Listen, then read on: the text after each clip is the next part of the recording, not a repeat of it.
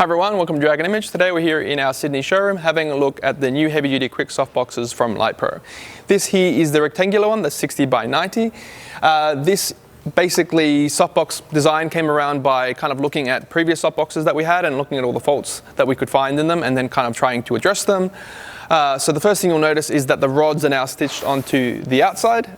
What this does is it helps prevent the softbox from having the rods fall out, as well as applying more even tension on the inside of the softbox. The next thing they've done is they've reinforced the corners. So we found that in the past, basically when someone takes a softbox off their light, they put it face down on the ground, and this means that you get a lot of wear and tear where the rods go into the corners, and that creates a lot of weakness. And that's where we kind of see, softboxes breaking with the rod kind of sticking out from the side, whereas now they've got these little balls on there. And what that does is it just means that when we put it down, it's not rubbing against the ground directly. The ball, these little kind of knobs are taking care of that wear and tear, as well as helping keep it off the ground, meaning that we can kind of protect our diffusion and honeycomb a little bit more. The other thing they've done is they've put the rods onto hinges, so you can kind of see that kind of here.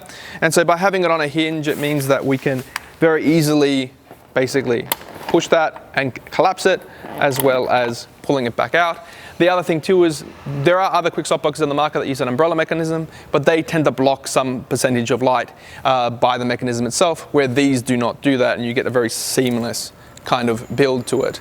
All the softboxes come with an internal and external diffusion / baffle, as well as a honeycomb to help control the light.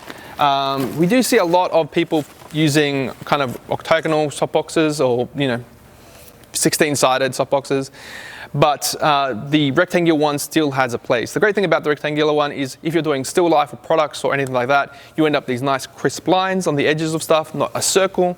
But also it gives you kind of control over a vertical or a kind of horizontal kind of landscape shot. So by having a rectangular one or a strip, it means that we can have a little bit more control over where that light is going and giving us kind of the control that we're after when we're doing something that requires it. So it's just one of those things. So for instance, this particular softbox comes with a Bowens or S-type fitting, but you can get them in different kind of fittings if you so choose. They're designed for both photography and continuous light, and they're available from your local Dragon Image.